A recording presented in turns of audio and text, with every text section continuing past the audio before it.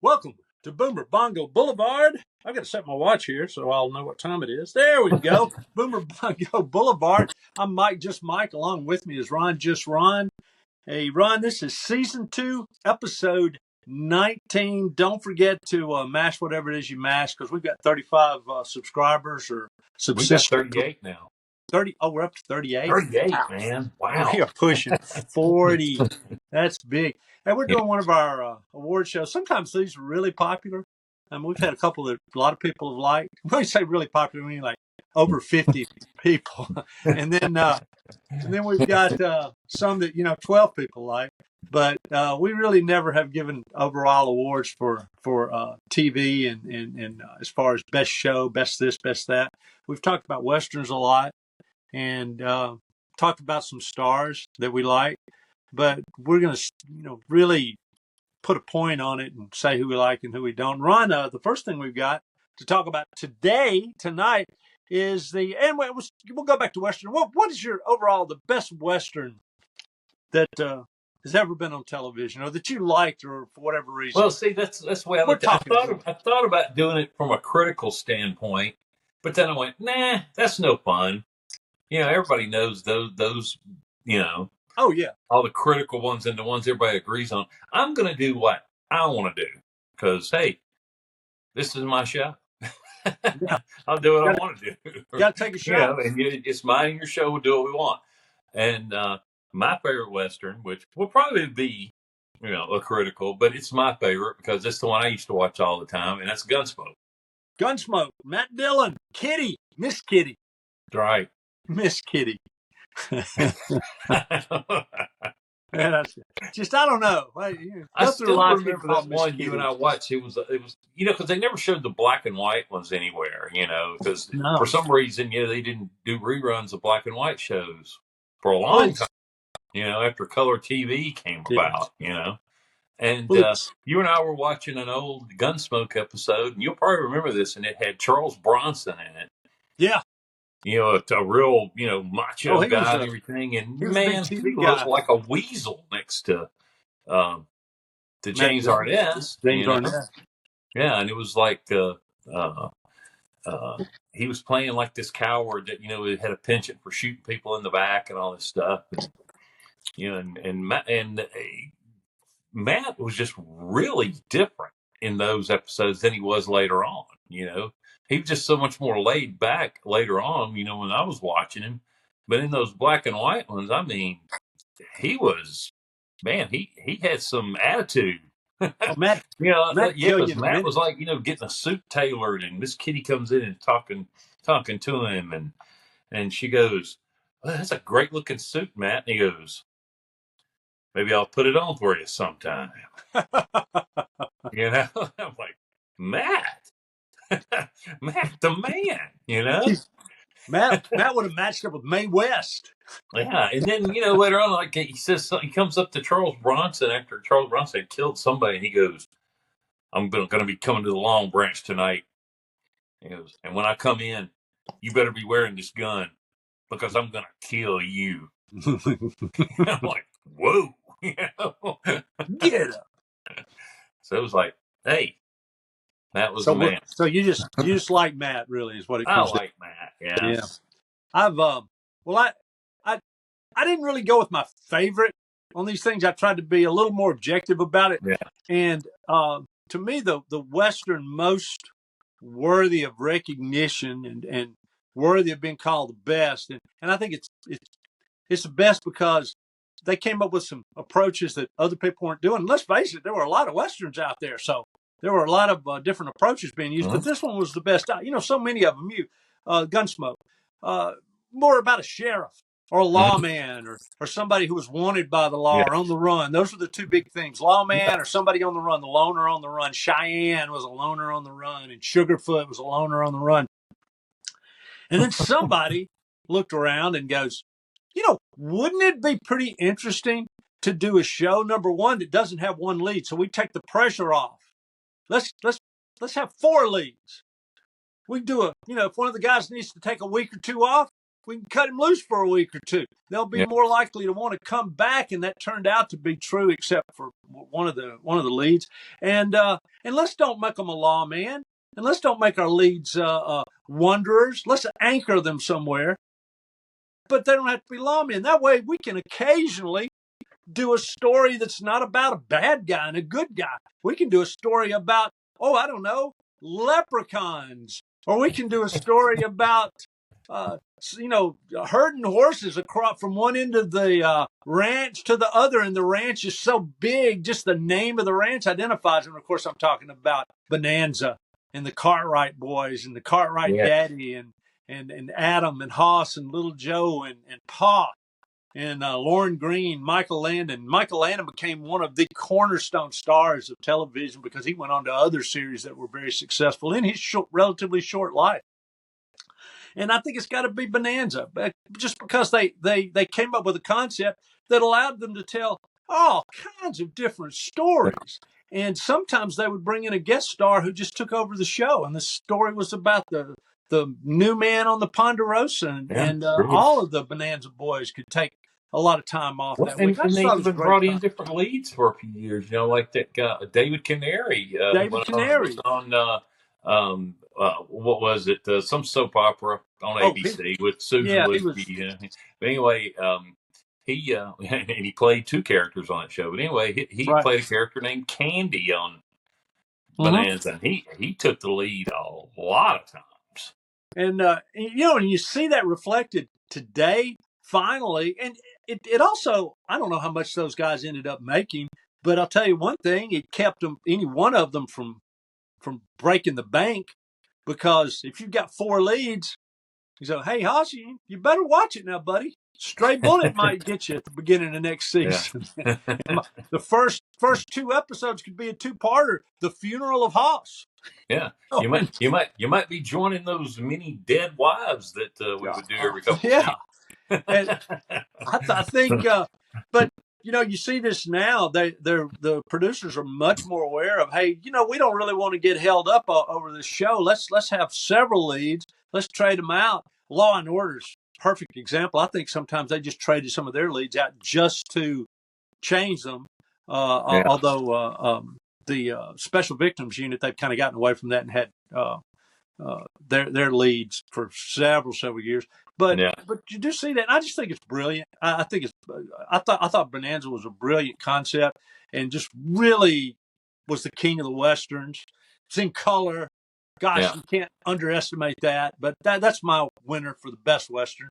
But it's time to go on, Ron. What do you got for best comedy show? What's your best comedy show? I wonder if I kind of went off the wall, a little off the wall. We were discussing about where we should, cut off and stuff like that, and I just kind of randomly said, 1983, beginning until there. And I was trying to think of different ones I really like a lot, and I thought of a lot that I really like a lot. But then after I thought about that, I thought, okay, which one do I still watch a lot and that holds up really well, amazingly enough? And that would have to be Sanford and Son. Okay. Is still absolutely hilarious. Lamont. It's still just as funny as it was. You got the theme of, the dad and the son, and they don't get along. That's it, You can do that show today, Ron. They don't do a lot of cultural references, but the ones they do are like really classic. Let's see, Frank Sinatra, Pearl Bailey. There's people that, even if you never saw them, you probably heard of them. Hey, somebody from Cleveland watching this, they're going, who? Sorry, just slipped there a little bit. By the way, had to wear my sunglasses today because it's summer. Yeah. That's why I'm wearing sunglasses. That's right. And okay, I like that. I like Sanford and Son. So that's your best comedy in the history of TV. Yeah, and you got to think about some of the people that wrote some of these episodes too. Like I know Richard Pryor wrote a few. Yeah. And that guy, oh gosh, what was his name? He used to write for Chappelle's show, and he had little segments on there. But doggone, I can't remember his name. But he wrote some of my favorite episodes. That show's just great. I watch that show and laugh so hard every time I watch it. Well, doesn't matter how many times I've seen the episodes. I went traditional, Ron. I Love Lucy.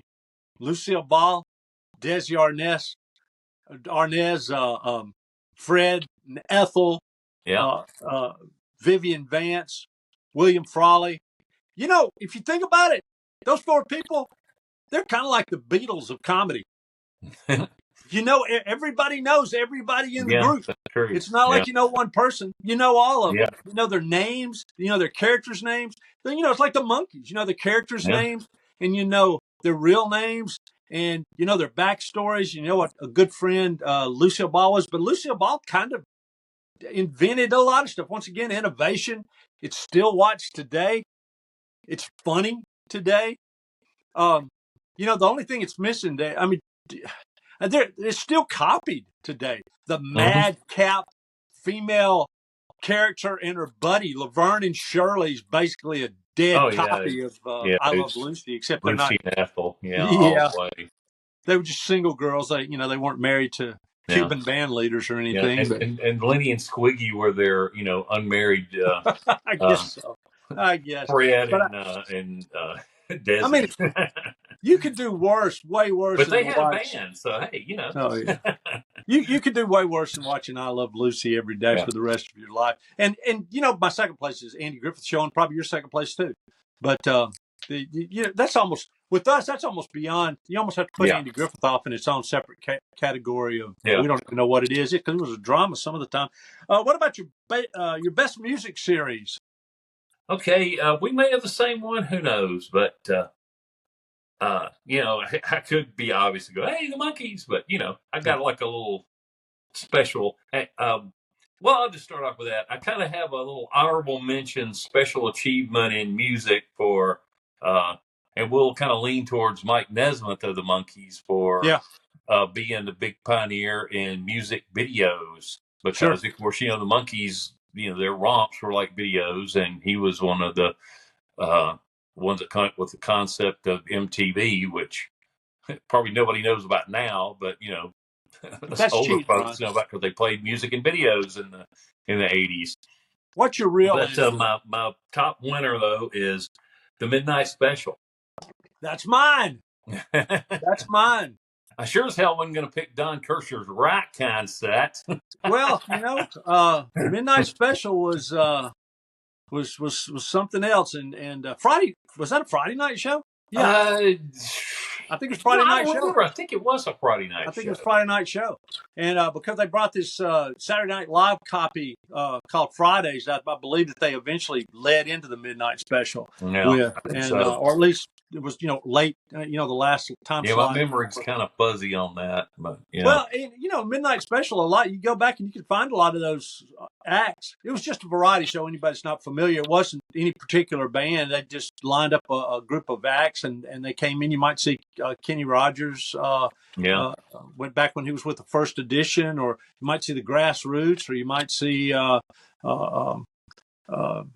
don't know, Seals and Croft. You name it, you might see them show up there. And sometimes they would have them as the host. A lot of times too, they'd have an act. They'd have somebody like, I don't know, John Denver, and he'd have a couple of bands on it. Sometimes he would do, or whoever was the host would do something with the band, or it was kind of a cool show. No, it was actually a very cool show. It wasn't kind and the acts were often live and played live. I think most of the time they did play live.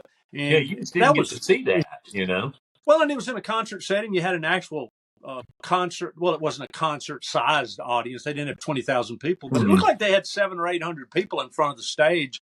And it was an actual stage performance, and you really got to see, get a taste of what a live performance from these various artists were. And you occasionally throw in a comedian here and there, and things like that, just like you might really see in a concert. How would you like to be a comedian opening for a concert? I just talk about a tough gig. People there see what a lot of people, the youngsters don't understand is until the Midnight Special, all we saw was people lip syncing to a record for the most part. Yeah, on American Bandstand, on the Ed Sullivan.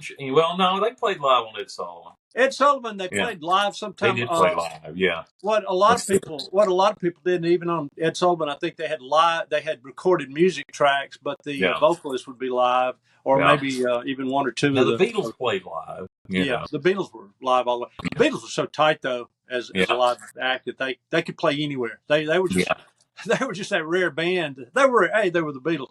They just walk in, plug up, and play, and they would sound really good no matter what. And they proved that over and over and over again. You go back and look at some of the live concert footage, and they couldn't even hear themselves play, and they were right on time, right on beat, right. They were unbelievable.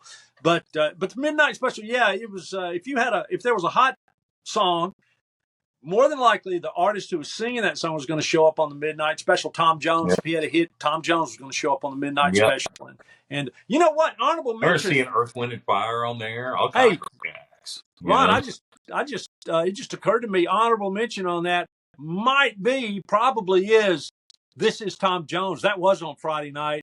And Tom Jones just did a flat. Very underrated show. Great show. Man, what a show that was. Tom would just come out and had great musical guests, and he'd open with a mini concert and end with a mini concert. And what a show that was. And worth looking up some excerpts from if you are close to YouTube. I had the great privilege of getting to see Tom Jones live a few years ago, and I mean, it's just, not only does he still sound incredible, told great stories, because how many guys can be telling a story and go, I remember once I was performing with Janis Joplin, and and it's just everybody who was a legend. I mean, he knew them. He sang with them. He knew them all. Sang with them all. This is Tom Jones. I remember once Elvis and I were hanging out, You know what? I'm scratching mine. Since you said Midnight Special. Yeah. This is Tom Jones is my award winner. Yeah. And I didn't even think of that until I was talking to you just now. What about a variety show? I know my pick. What's your pick? There's several, but that's the first thing that popped in my head from when I was a kid. Carol Burnett Show. Yeah. Yep. I love Tim Conway. I mean, that show is still super funny when you watch old sketches and stuff.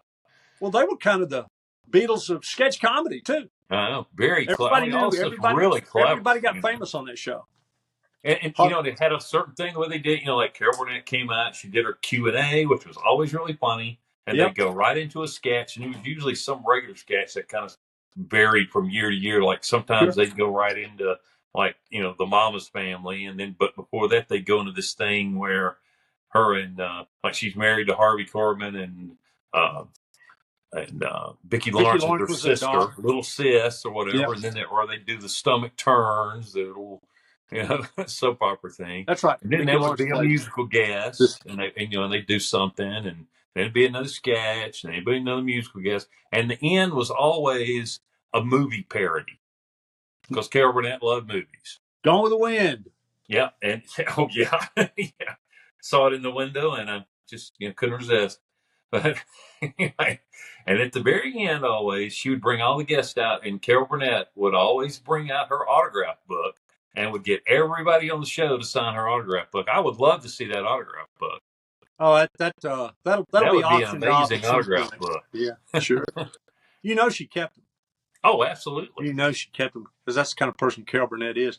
My variety show, the criteria I used was which variety show of all the ones that were around in the old days. And that, by the way, that format's just about dead now. But of all the ones that were around, which one did I look forward to the most? Which one did I hang on every second of and laugh the hardest? And it's not any contest, in my opinion, the Dean Martin Show. Yeah, we talked about Dean with that. Everybody. Yeah, that show was funny. Somebody.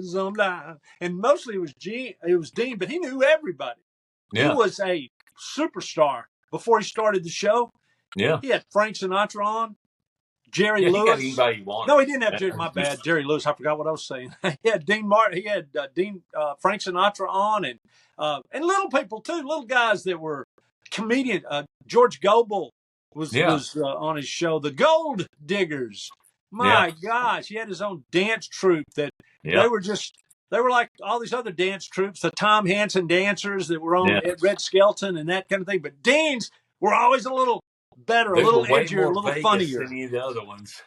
Oh yeah, just It was a little sleazier, honestly. Yeah, it Dean in his was. tuxedo. Yeah, okay, that's a good word. I was looking for the word, and You were going to that's it. dodge it. And who else walked out with a shot glass and a cigarette in the same hand? Dean Martin. Who else wore a tuxedo on every show? Oh man, he was Same great. tuxedo. Smoke and then Yeah. take a drink. Dean was Yeah. one of a kind and just hilarious, sliding down the fireman's pole to begin the show. My favorite, and it'll always be my favorite variety show. I've got those DVDs and the highlight shows, and I watch them all the time. Okay, the Queen and the King, or the King and the Queen of TV. This was another one where I went with. I was trying to think of, okay, now who dominated the most, and then I just went, screw it. I'm just gonna do who I like the best. Okay, who is it? So, and I'll kind of give you who I kind of toggled in between, and I'll tell you who I chose. All right, King. Well, I kind of toggled a little bit, but then I had to go with him because he just was the most dominant, and I liked overall. He had the best quality shows, and that's Michael Landon. Michael Landon, Bonanza, Little House on the Prairie. I mean, he had Highway to Heaven. I mean, he did 3 bang, bang, bang. He was on TV for what, 30 years? Most of his life. Long time. He was on TV till he died. I mean, sure. Till the time he was like 18, 19 till he died. I mean, he had a series going when he or was about to get another series picked up when he died. Yeah. And, he had he kept all those guys from Bonanza together, took them to Little House on the Prairie, and from everything I read, they were like people that were on that show were blown away because they were like, "Man, that is the fastest filming I have ever seen in my life." Because they were like a well-oiled machine. Said it'd be like 1, 2 takes done, boom, gone. They were well oiled, Ron. If you know anything about Michael Landon, they were. They were lubricated. Yep. Oh yeah. Because they had some other stuff to do, but hey, it worked. It worked for him. And his big rule was he wanted everybody to be home for dinner. Period. That was it. Yeah. That was like the rule. Everybody's gonna be gone by 6 o'clock. Everybody's stumbling home for dinner. That was his rule. Now the other one I was thinking about, my backup was because he was on 2 long-running shows and 2 real, cultural, significant shows, and that would be Ron Howard. True. Hard Show and Happy Days. But wouldn't he be? And then was a director. Wouldn't he be the prince of TV since he ended up being the second prince? Yeah, and Michael Landon. He would be the prince. We'll go with that. Yeah, he's the prince of TV because he was the second banana on 2 different shows. Wasn't supposed to be the second banana on Happy Days, but he ended up being the second or maybe even third banana. All right, here I went a different way because I knew I didn't want us to have agreeing too much. I was going to do the same thing too. Yeah, I didn't want to butt heads on it. Well, look, here's my king of Boomer King of TV. The real kings. The real kings. We have kings in the United States. The real kings. Quinn Martin. This has been a Quinn Martin production. Okay. Hey, Ron, for 21 years, Quinn Martin had at least 1 show in production on network television. Yeah. That's a crazy streak. and some of the most memorable, I don't know if there is a more memorable show than The Fugitive. The Fugitive, the first show to wrap a series up. The first show to not with just a nice tight bow and then quit and went out on top. Yeah. Oh yeah. That's the standard bearer for that. Yeah. Oh, Quinn, the FBI with Ephraim Zimbalist Jr. They've still got FBI shows all over TV, but he pioneered it with a real the Fugitive. Here's one of my personal favorites. Wasn't on a real line. 12 O'Clock High, a World War II show that I liked a lot. The Invaders. Do you remember the Invaders? I don't remember it, but I'm familiar with it. Yeah. Yeah. The Earth was being invaded, and these invaders, these aliens, looked like people. They took on the guise of people, but there was one tip-off. They had 4 fingers, and so their fake hand would have a little finger that stuck straight out and didn't work. It was so it all gets you every show. You'd watch it, and the hero of the episode would be the hero of the series. I can't even remember who it was. Would be in an office meeting with somebody about insurance. and the insurance guy would reach over and grab the paper, and he'd bring a bundle of papers out, and there would be that finger sticking up in the air, and he knew that another invader had been discovered. But the subtext, seeing as it was the 60s, was probably like, and you picked his hand up, and you knew he was a commie. Oh, Ron, listen, all I'm trying to do is win a contest with you. Think of Dan August. Who starred in Dan August? Do you know? It was Quinn Martin. No. Quinn Martin was the producer. Yeah. Who starred in it? Is only on one season. I think she said started. Oh, Burt, no. Man. Burt Reynolds. Burt Reynolds. I mean, he basically. I remember the theme song.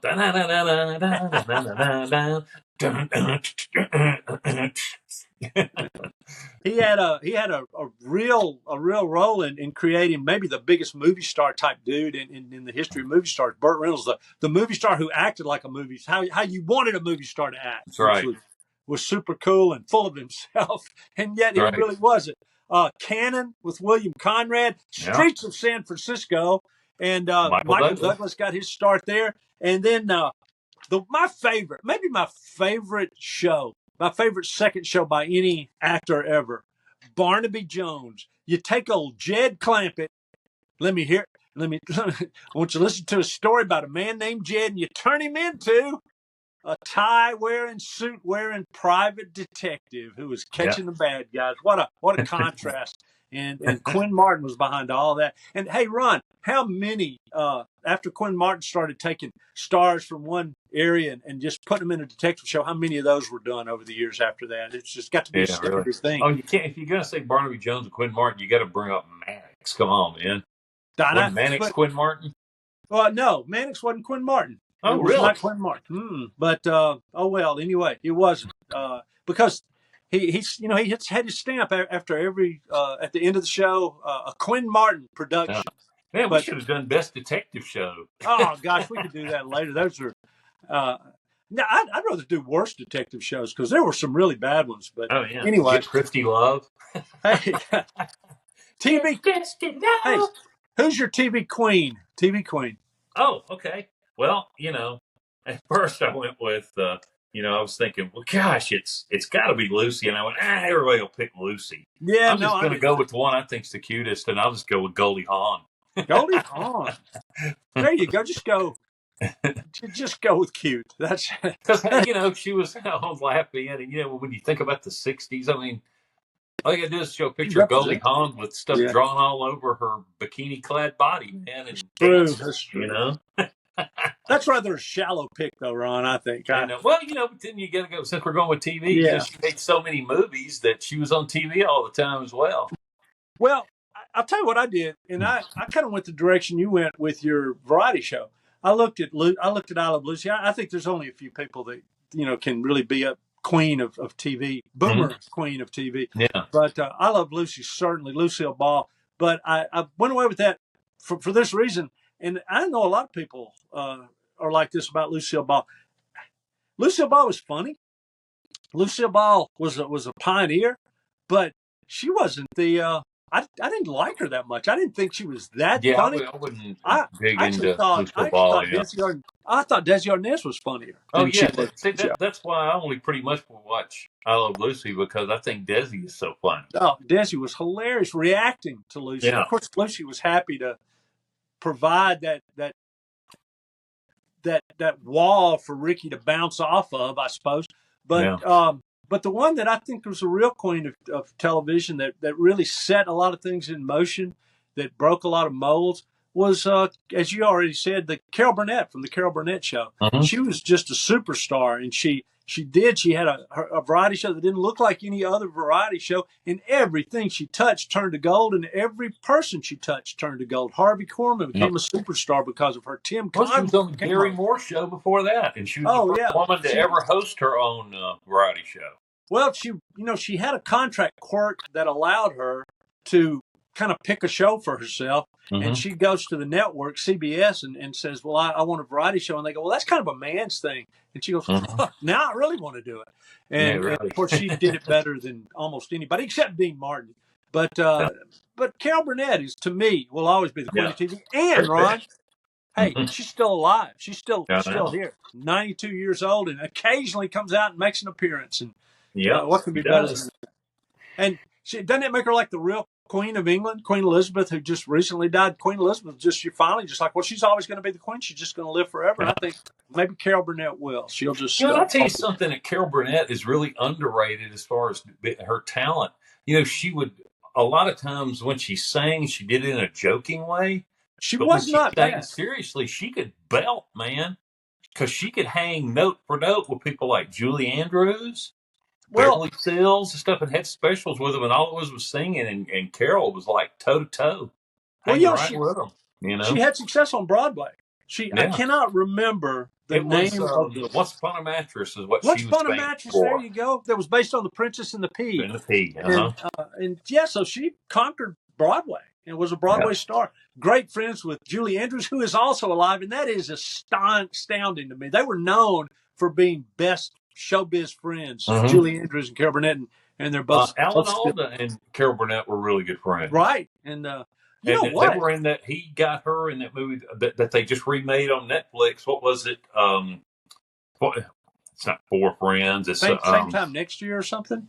Well, no, he made that with somebody else, but it's one where it's like these three sets of couples. The Four Seasons.